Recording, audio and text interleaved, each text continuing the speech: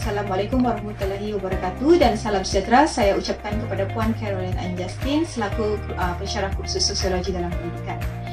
Saya Halimah binti Muhammad Hassan bersama dengan dua orang rakan saya akan membentangkan tentang analisis kepelbagaian sosio-budaya murid yang terdapat di sekolah kami serta implikasinya dalam sistem pendidikan.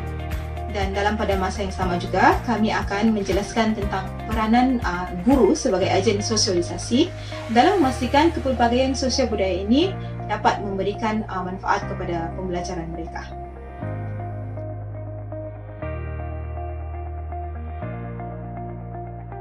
Masuk kepada bahagian pengenalan. Budaya ini meliputi pelbagai aspek dalam kehidupan kita seperti pakaian, makanan, pergaulan, percakapan, adat istiadat, cara hidup dan sebagainya. Dan budaya ini juga ditaklifkan sebagai satu legasi sosial yang diperolehi oleh seorang individu daripada individu lain dalam perkumpulannya. Dan menurut Samsul Amri 2012, kepelbagaian sosial budaya murid dalam sistem pendidikan ini mengkehendaki agar kita semua rakyat Malaysia ini dapat mengenali dan memahami bangsa-bangsa lain dan bersatu padu agar dapat mewujudkan satu masyarakat yang harmoni. Dan kepelbagaian sosio-budaya ini seterusnya akan mewujudkan satu proses iaitu dikenali sebagai proses sosialisasi. Apakah proses sosialisasi? Okey, proses sosialisasi ialah di mana seseorang individu itu mengenal, menghayati dan menyertai kelompok dalam lingkungannya sehingga dia diterima dalam kelompok tersebut. Dan sosialisasi ini merupakan satu proses yang sangat penting dalam sistem pendidikan di Malaysia agar sistem pendidikan kita lebih bermutu dan berkesan.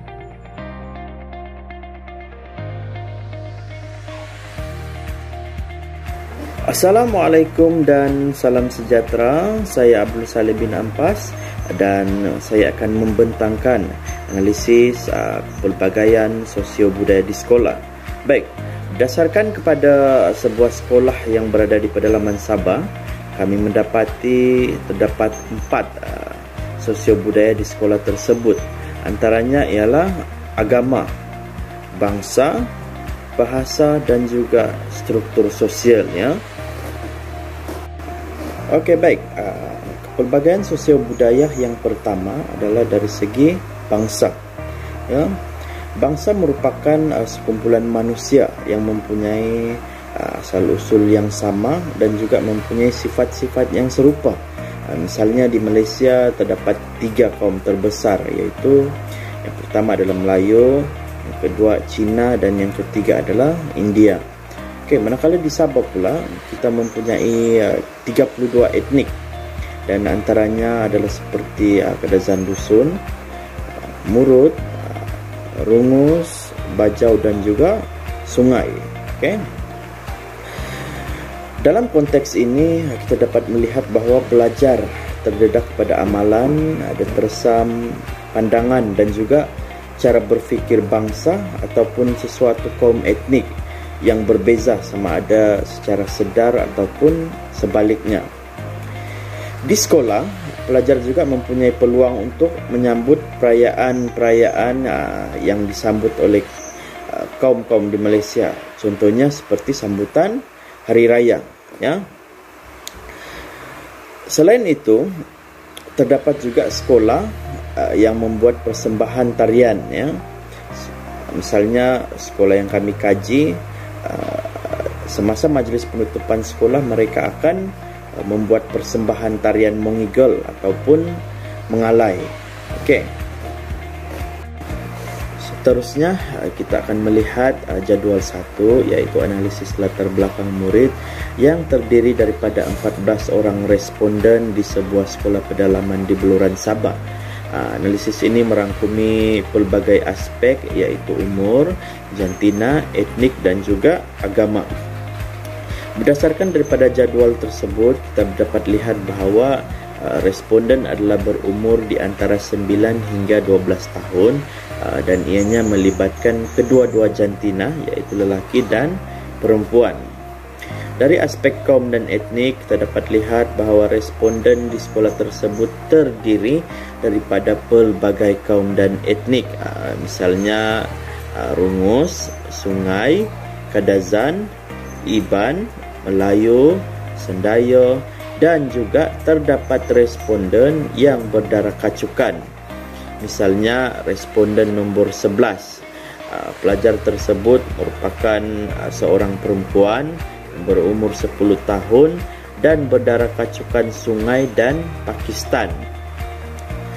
Dari aspek agama pula, terdapat 3 amalan agama dan kepercayaan yang dianuti oleh responden, iaitu Kristian, Islam dan juga Pagan. Apa yang menarik di sini ialah masih terdapat responden yang mengamalkan amalan dan kepercayaan pagan ataupun paganisme. Okey. Sosio budaya yang seterusnya ialah dari aspek bahasa, yang mana kepelbagaian bangsa itu sendiri telah menghasilkan pelbagai bahasa dan dialek yang digunakan oleh manusia untuk berkomunikasi di antara satu dengan yang lain.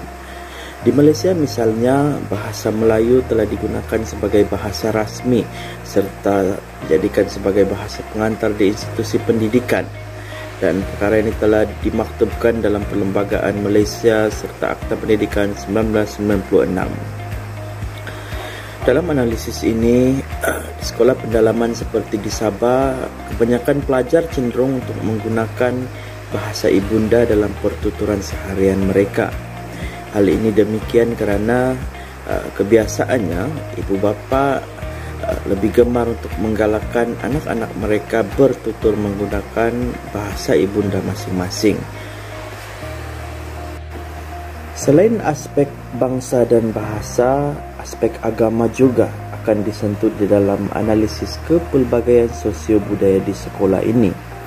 Umum mengetahui bahawa Malaysia merupakan sebuah negara majmuk yang mempunyai pelbagai agama dan juga budaya.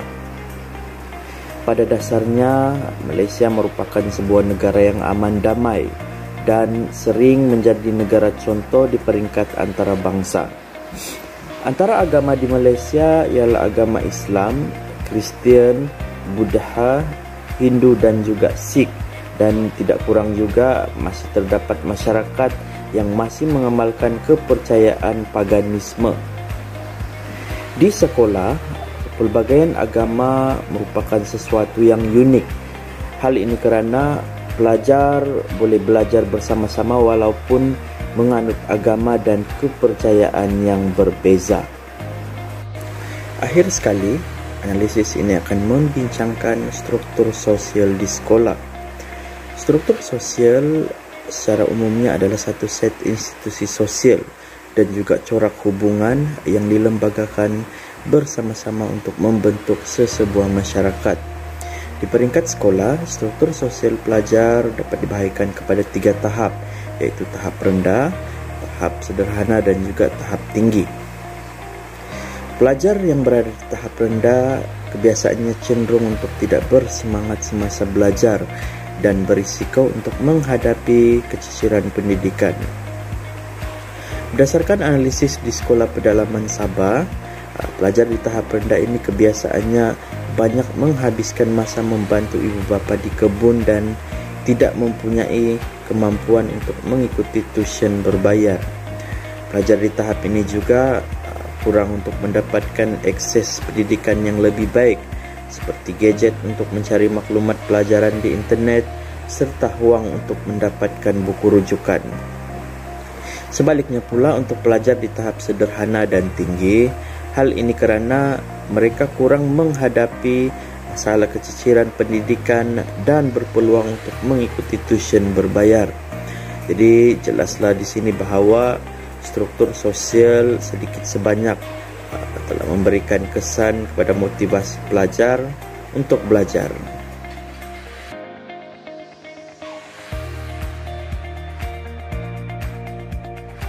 Baiklah, terima kasih. Nama saya Abdul Khalid bin Amil Hasan. Seterusnya saya akan membentangkan implikasi kepelbagaian budaya terhadap 4 aspek. Aspek yang pertama adalah murid, aspek yang kedua adalah guru, ketiga adalah sekolah, dan keempat adalah kurikulum tersirat. Aspek yang pertama adalah murid, yaitu kemahiran menggunakan bahasa yang pelbagai. J.T. Collins menyatakan bahawa setengah murid hanya menguasai dialek bahasa ibunda tersendiri sahaja. Murid juga tidak menguasai dengan baik bahasa Melayu dan bahasa Inggeris kerana sering menggunakan bahasa ibunda dalam kehidupan seharian.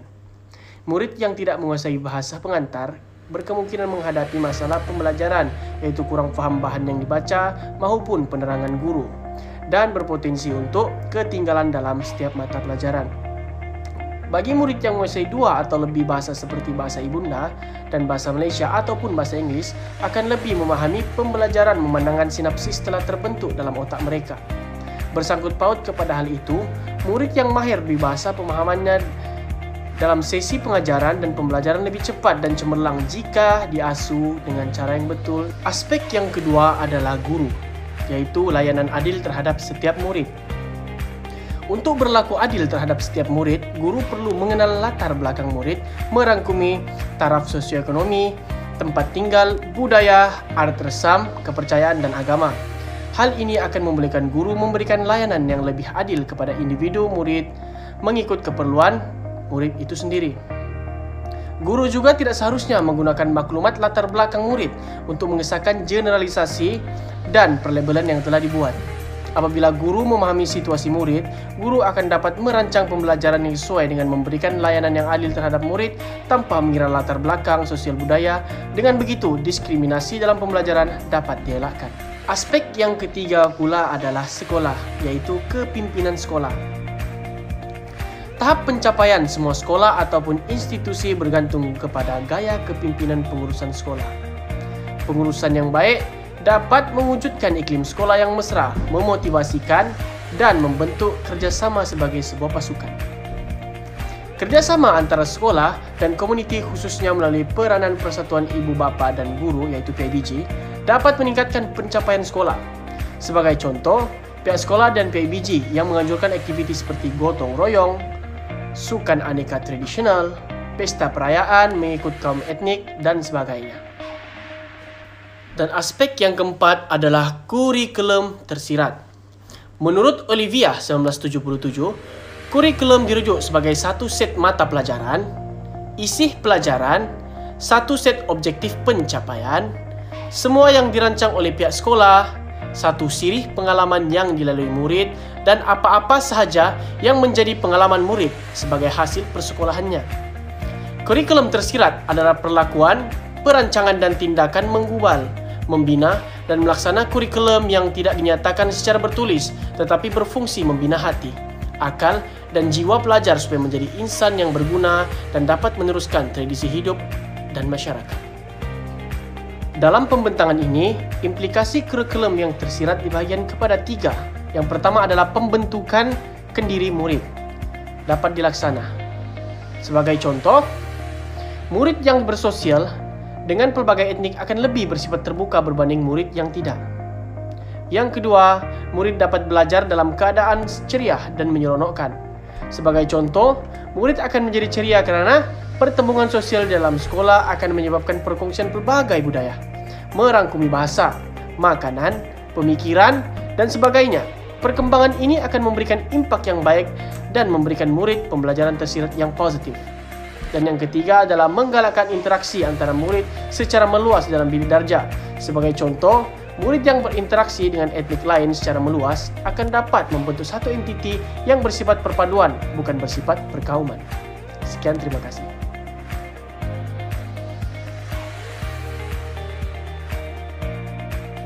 Antara peranan guru sebagai ejen sosialisasi, yang pertama adalah guru bertindak sebagai perancang pengajaran dan pembelajaran di dalam kelas. Dan yang kedua, guru ini bertindak sebagai ejen dan penyampai ilmu pengetahuan. ketiga, guru itu bertindak sebagai role model kepada murid. Dan yang keempat, guru ini berperanan sebagai penggalak kerja berkumpulan. Seterusnya saya akan hurai dengan lebih mendalam lagi keempat-empat peranan guru ini. Peranan guru sebagai ejen sosialisasi, yang pertama adalah guru itu berperanan sebagai perancang aktiviti pengajaran dan pembelajaran. Guru hendaklah menggunakan pendekatan ataupun strategi pengajaran yang pelbagai sesuai dengan tingkat penguasaan dan tahap pencapaian murid-muridnya. Misalnya, di dalam sebuah kelas, tidak semua murid itu berada di tahap penguasaan yang sama. Ada murid yang diletakkan dalam kategori cemerlang, pandai, ada murid yang dalam kategori sederhana dan ada murid dalam kategori yang agak lemah. Oleh demikian, untuk memastikan sistem pembelajaran itu berjalan dengan lancar dan murid dapat terlibat secara aktif dalam pembelajaran dan mencapai objektif pengajaran, guru-guru hendaklah menjalankan aktiviti yang sesuai dengan tingkat pengajaran, dengan tingkat penguasaan mereka. Dengan ini, murid-murid yang mungkin dalam kategori lemah tadi tidak akan berasa tersisih ataupun berasa tidak pandai jika guru-guru dapat menyesuaikan pengajaran yang sesuai dengan tingkat penguasaan mereka.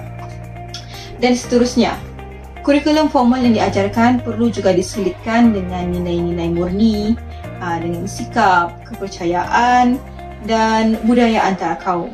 Misalnya dalam pengajaran sejarah, contohnya, guru mengajar tentang topik peristiwa berdarah 13 Mei 1969. Dalam guru mengajar sejarah tersebut, guru-guru juga perlu mengaitkannya dengan semangat cinta akan tanah air sebagai seorang warga negara. Maksudnya di sini guru-guru itu dapat menarik ataupun membawa murid-murid ini agar meletakkan diri mereka supaya peristiwa ini tidak lagi berulang. Yang seterusnya, guru sebagai perancang ini perlu menggalakkan pembelajaran secara konstruktif. Apa itu pengajaran secara konstruktif? Pembelajaran dalam bentuk konstruktif ini adalah di mana murid-murid diberikan kebebasan untuk mencipta ilmu pengetahuan dan kemahiran bersosial dalam kalangan mereka. Maksudnya di sini dalam pembelajaran konstruktif ini, aktiviti sosialisasi secara tidak langsung akan berjalan dengan baik, di mana murid-murid akan melibatkan diri bersama rakan-rakan dalam kumpulan dalam kelas yang sama untuk menjalankan aktiviti dalam perkumpulan. Terusnya, peranan guru yang kedua sebagai ejen sosialisasi ialah guru ini sebagai ejen dan penyampai ilmu perpaduan. Guru hendaklah melengkapkan dirinya dengan pengetahuan yang terkini dan mendalam tentang agama, budaya, cara hidup, cara berfikir dan adat resam setiap anak muridnya. Dan guru itu sebagai ejen perpaduan perlu menjauhi sikap berat sebelah dan tidak menunjukkan sebarang perlakuan atau menuturkan sebarang perkataan yang boleh mewujudkan sentimen-sentimen perkauman. Jika guru-guru mengeluarkan sentimen-sentimen perkauman ini secara tidak langsung, ini akan menjatuhkan nama baik profesi guru itu. Guru yang baik adalah guru yang mampu menunjukkan satu contoh atau teladan yang baik kepada murid-muridnya. Dan seterusnya adalah pemupukan perpaduan ini. Pemupukan perpaduan ini dapat dijalankan dengan berbagai aktiviti kokurikulum. Contohnya dalam aktiviti kokurikulum adalah seperti penganjuran aktiviti pertandingan kelab bahasa Melayu, di mana dalam pertandingan ini guru-guru boleh menjalankan pelbagai aktiviti lah. Contohnya seperti pertandingan bercerita dalam bahasa Melayu, pertandingan bersajak, berpantun dan sebagainya. Bagaimana aktiviti ini dapat memupuk perpaduan adalah murid-murid yang berasal daripada bangsa lain selain daripada bahasa Melayu, contohnya murid yang berbangsa Cina dan India, diberi peluang yang sama untuk turut serta dalam pertandingan ini. Jadi secara tidak langsung bahasa Melayu ini dapat diangkat sebagai bahasa kebangsaan juga Dan secara tidak langsung juga ini akan mewujudkan satu perpaduan antara murid-murid yang berlainan bangsa inilah dengan semangat cinta akan kepada bahasa Melayu dan semangat cinta kepada negara. Peranan guru yang ketiga sebagai ejen sosialisasi adalah guru sebagai role model kepada murid-muridnya. Guru mempengaruhi sebarang tingkah laku murid dan begitu juga sebaliknya. Murid-murid ini mempengaruhi tingkah laku murid. Okey. Guru harus membina satu hubungan yang positif bersama dengan murid-muridnya, terutamanya di dalam kelas yang terdiri daripada murid-murid yang berlainan latar belakang, kaum, agama dan sebagainya. Guru perlu bijak merangsang interaksi dan pergaulan persahabatan murid-muridnya di dalam didik kerja. Misalnya, dalam aktiviti yang memerlukan murid-murid membentuk satu kumpulan. Okay. Guru boleh menggunakan kuasa autonominya sebagai guru dengan meminta murid-murid itu membina satu kumpulan, membentuk satu kumpulan yang terdiri daripada kaum-kaum yang lain lah. Maksudnya di sini seperti biasa, murid biasanya cenderung untuk membentuk kumpulan yang terdiri daripada kawan-kawan mereka sendiri, maksudnya di mana yang mereka selesa.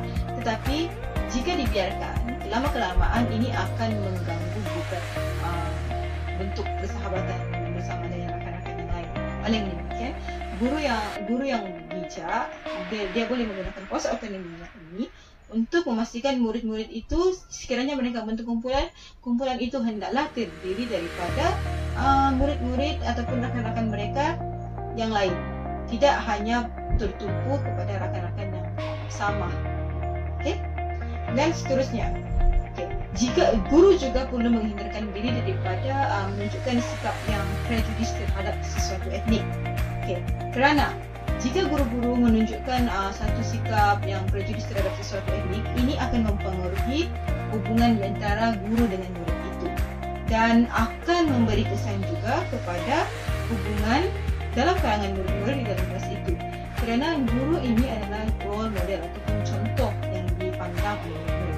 Jika guru itu sendiri menunjukkan sikap prejudis terhadap pelajarnya yang lain, sudah pasti ini menjadi ikutan oleh murid-muridnya yang lain. Okay?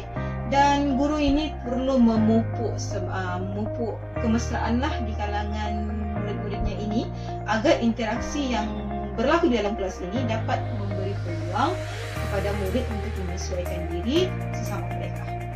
Peranan yang keempat, guru sebagai ejen sosialisasi adalah guru itu sebagai penggalak kerja berkumpulan, iaitu pembelajaran kooperatif. Okey. Guru perlu merancang aktiviti berkumpulan. Kenapa? Ini untuk menggalakkan murid-murid dalam kelas agar bersosialisasi.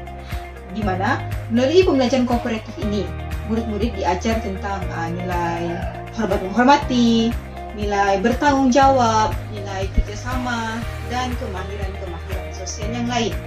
Misalnya, dalam pembelajaran kooperatif ini, contohnya murid-murid bekerja dalam satu kumpulan untuk menghasilkan satu tugasan pembentangan. Misalnya itu adalah salah satu contoh pembelajaran kooperatif. Dan seterusnya, melalui pembelajaran kooperatif ini, murid secara tidak langsung dia akan belajar cara untuk menghormati pandangan yang diutarakan oleh rakan-rakan yang lain dan belajar untuk tidak mengganggu ataupun menolak mentah-mentah pandangan yang diberikan oleh rakan mereka. Dan secara tidak langsung, aktiviti pengajaran dan pembelajaran ini dapat dijalankan dengan lebih berkesan dan lancar jika guru-guru ini bijak menggunakan teknik pembelajaran kooperatif dalam pengajaran. Sekian dan terima kasih.